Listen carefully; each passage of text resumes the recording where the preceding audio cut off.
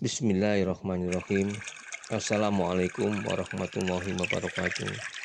Allahumma sholli ala sayyidina Muhammad wa ala ali sayyidina Muhammad.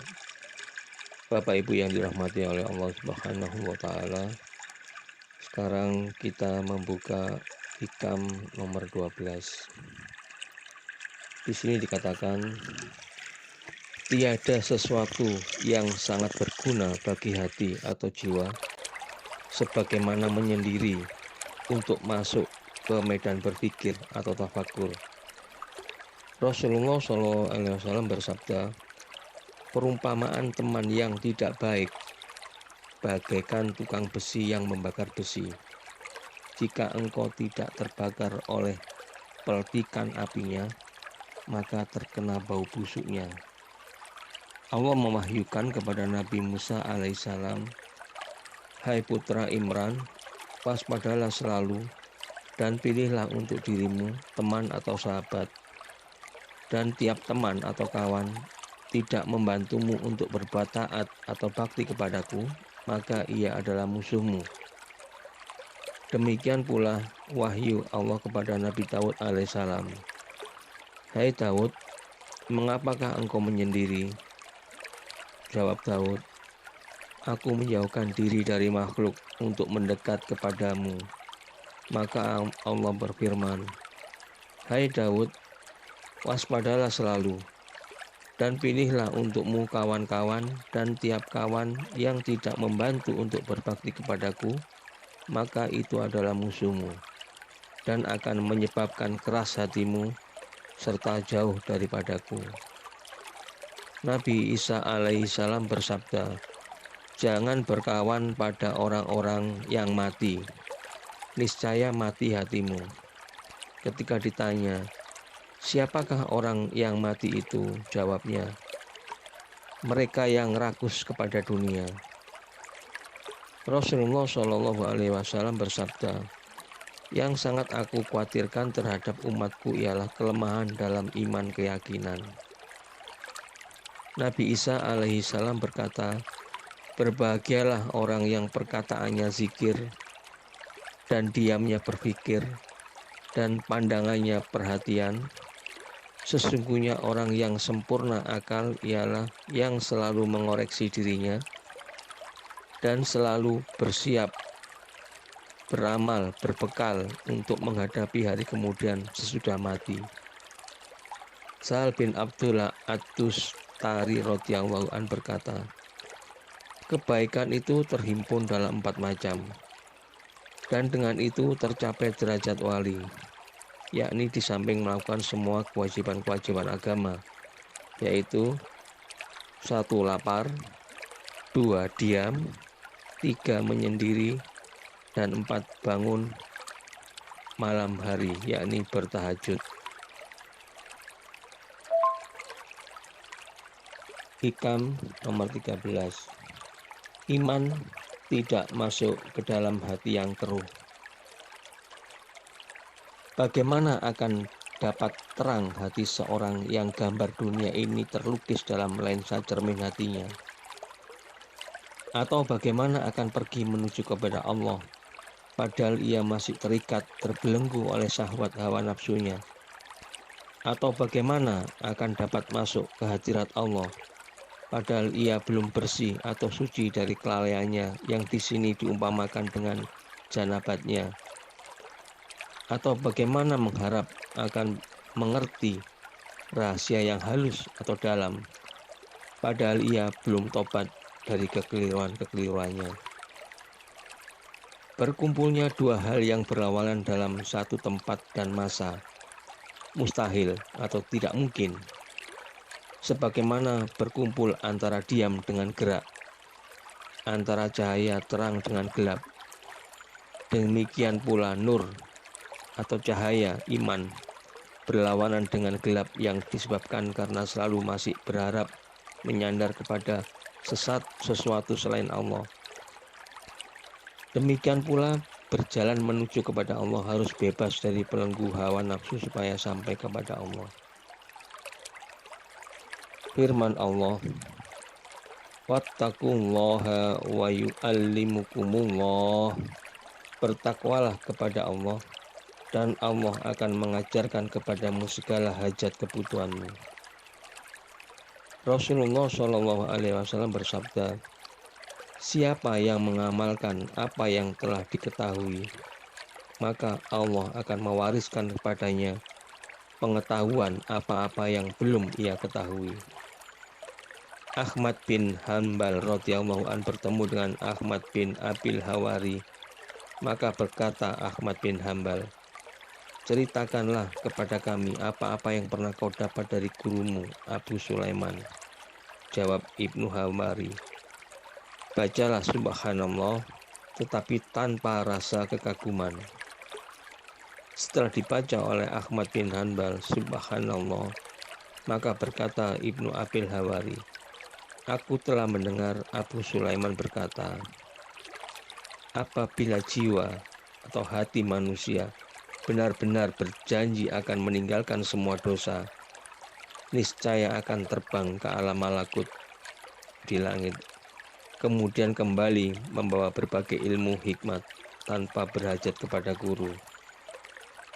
Ahmad bin Hanbal setelah mendengar keterangan itu, langsung ia bangkit, bangun berdiri dan duduk di tempatnya berulang 3 kali, lalu berkata, belum pernah aku mendengar keterangan serupa ini sejak aku masuk Islam. Ia sungguh merasa puas dan sangat gembira menerima keterangan itu. Hikam nomor 14. Alam terang karena nur ilahi. Alam itu kesemuanya berupa kegelapan, sedang yang meneranginya hanya karena tampaknya hak Allah padanya. Maka siapa yang melihat alam kemudian tidak melihat Allah di dalamnya, atau padanya, atau sebelumnya, atau sesudahnya, maka benar-benar ia telah disilaukan oleh nur cahaya, dan tertutup baginya surya, nur makrifat oleh tebalnya awan benda-benda alam ini. Alam semesta yang mulanya tidak ada, atau Adam, memang gelap, sedang yang mendohirkannya sehingga berupa kenyataan hanya kekuasaan Allah padanya. Karena itu siapa yang melihat sesuatu benda alam ini, kemudian tidak terlihat olehnya kebesaran kekuasaan Allah yang ada pada benda itu, sebelum atau sesudahnya, berarti ia telah disilaukan oleh cahaya, bagaikan ia melihat cahaya yang kuat, lalu ia mengira tidak ada bola yang menimbulkan cahaya itu. Maka semua seisi alam ini bagaikan sinar, sedang yang hakiki atau sebenarnya terlihat itu semata-mata kekuasaan zat Allah Subhanahu wa Ta'ala. Yang luar biasa ialah dapat menghijab engkau daripada melihat kepadanya dengan hijab yang tidak ada wujudnya, yakni bayang-bayangan hijab di sisi Allah. Sepakat para arifin bahwa segala sesuatu selain Allah tidak ada, artinya tidak dapat disamakan adanya sebagaimana adanya Allah. Sebab adanya alam terserah kepada kurnia Allah, bagaikan adanya bayangan yang tergantung selalu kepada benda yang membayanginya. Maka siapa yang melihat bayangan dan tidak melihat kepada yang membayanginya, di sini terhijabnya. Firman Allah, kullu syai'in halikun illa wajhah. Segala sesuatu rusak hancur kecuali zat Allah. Rasulullah Shallallahu Alaihi Wasallam membenarkan perkataan pujangga yang berkata, camkanlah bahwa segala sesuatu selain Allah itu palsu belaka, dan tiap nikmat kesenangan dunia pasti akan rusak lenyap. Hikam nomor 16. Bagaimana dapat dibayangkan bahwa Allah dapat dihijab oleh sesuatu, padahal Allah yang melahirkan atau menampakkan segala sesuatu? Bagaimana mungkin akan dihijab oleh sesuatu, padahal dia Allah yang tampak dohir pada segala sesuatu. Hikam nomor 17. Bagaimana mungkin akan dihijab oleh sesuatu, padahal Dia Allah yang tampak zahir pada segala sesuatu. Hikam nomor 18. Bagaimana akan mungkin dihijab oleh sesuatu, padahal Dia yang terlihat dalam tiap sesuatu. Hikam nomor 19. Bagaimana akan dapat ditutupi oleh sesuatu, padahal Ia yang tampak pada tiap segala sesuatu. Bagaimana akan dapat dibayangkan bahwa Allah dapat dihijab oleh sesuatu, padahal Allah yang ada zahir sebelum adanya sesuatu. Hikam nomor 20. Bagaimana akan mungkin dihijab oleh sesuatu, padahal Dia lebih jelas tampak dari segala sesuatu. Hikam nomor 21. Bagaimana mungkin akan dihijab oleh sesuatu, padahal Dia yang esa, tunggal, yang tidak ada di sampingnya sesuatu apapun. Hikam 22. Bagaimana akan dihijab oleh sesuatu, padahal Dia Allah lebih dekat kepadamu dari segala sesuatu. Hikam nomor 23. Bagaimana akan mungkin dihijab oleh sesuatu, padahal andaikan tidak ada Allah, niscaya tidak akan ada segala sesuatu. Demikian tampak jelas sifat-sifat Allah di dalam tiap-tiap sesuatu di alam ini, yang semua isi alam ini sebagai bukti kebesaran, kekuasaan, keindahan, kebijaksanaan, dan kesempurnaan zat Allah yang tidak menyerupai sesuatu apapun dari makhluknya. Sehingga bila masih ada manusia yang tidak mengenal Allah, tidak melihat Allah, maka benar-benar ia telah silau oleh cahaya yang sangat terang dan telah terhijab dari surya makrifat oleh awan tebal yang berupa alam sekitarnya. Hikam nomor 14. Alangkah ajaibnya, sungguh sangat ajaib, bagaimana tampak wujud di dalam Adam atau tidak ada, atau bagaimana dapat bertahan sesuatu yang hancur itu di samping zat yang bersifat kidam, yakni sesuatu yang hakikatnya tidak ada, bagaimana dapat tampak ada wujudnya. Hakikat Adam tidak ada, itu gelap, sedangkan wujud itu bagikan nur terang. Demikian pula batil dan hak. Batil itu harus rusak, hancur, sedang hak itulah yang harus tetap kuat bertahan. Hikam nomor 25. Tiada meninggalkan sedikit pun dari kebodohan. Siapa yang berusaha akan mengadakan sesuatu dalam suatu masa, selain dari apa yang dijadikan oleh Allah di dalam masa itu. Sungguh amat bodoh seorang yang akan mengadakan sesuatu yang tidak dikehendaki oleh Allah. Di dalam lain pasal ada keterangan, tiada suatu saat yang berjalan, melainkan di situ pasti ada takdir Allah yang dilaksanakan. Firman Allah, kulla yaumin huwa fisan. Tiap hari, tiap saat Allah menentukan urusan, menciptakan, menghidupkan, mematikan, memuliakan, menghina, dan sebagainya. Maka sebaiknya seorang hamba menyerah dengan rela hati kepada hukum ketentuan Allah pada tiap waktu, sebab ia harus percaya kepada rahmat dan kebijaksanaan kekuasaan Allah.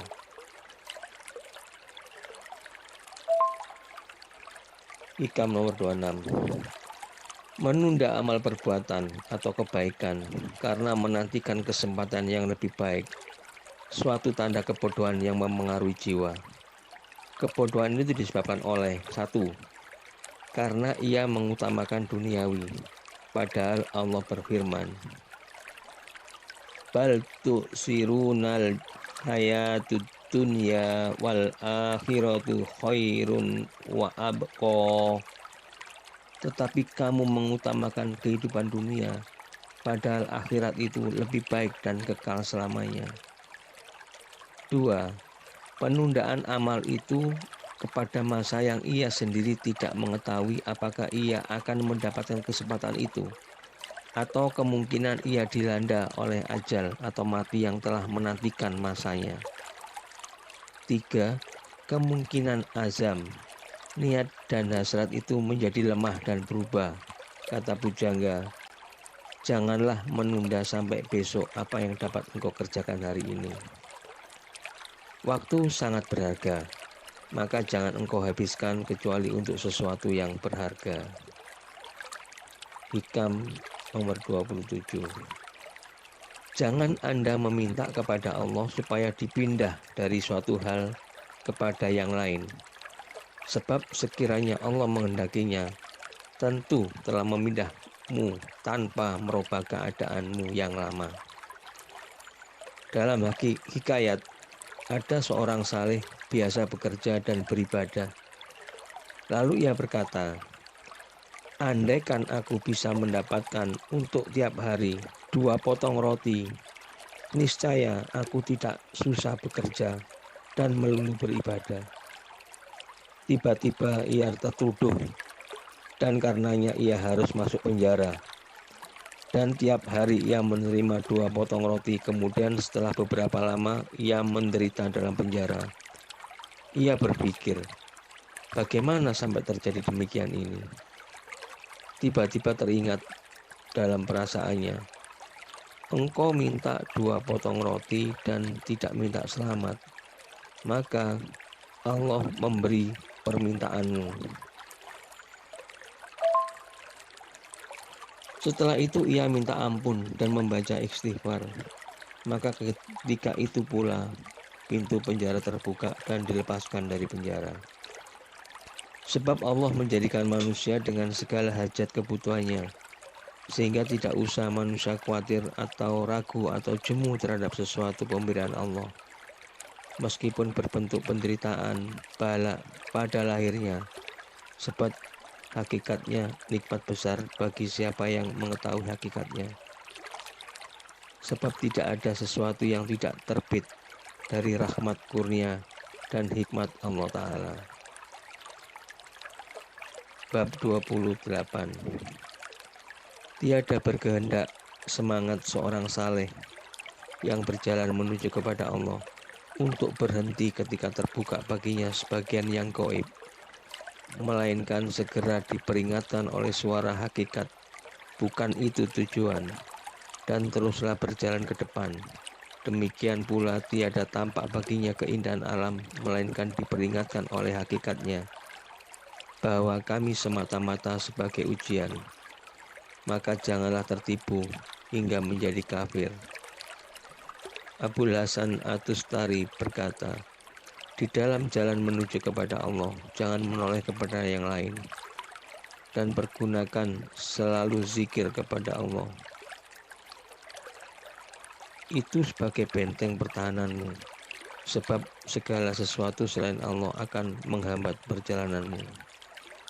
Abul Hasan Az-Zazili radhiyallahu anhu berkata, jika engkau ingin mendapat apa yang telah dicapai oleh para wali Allah, maka hendaknya engkau mengabaikan semua manusia, kecuali orang-orang yang menunjukkan kepadamu jalan menuju Allah dengan isyarat yang tepat atau perbuatan yang tidak menyalahi kitabullah dan sunnatur Rasul.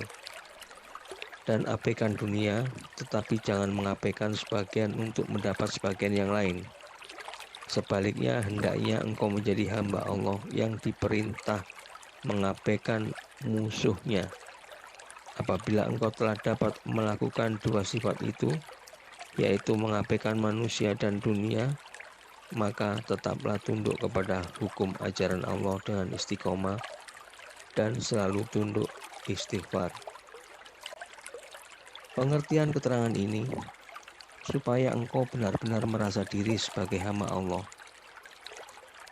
dalam semua yang engkau kerjakan atau engkau tinggalkan, dan menjaga hati perasaan. Jangan sampai merasa seolah-olah di dalam alam ini ada kekuasaan bagi lain Allah, yakni bersungguh-sungguh dalam menanggapi, memahaminya.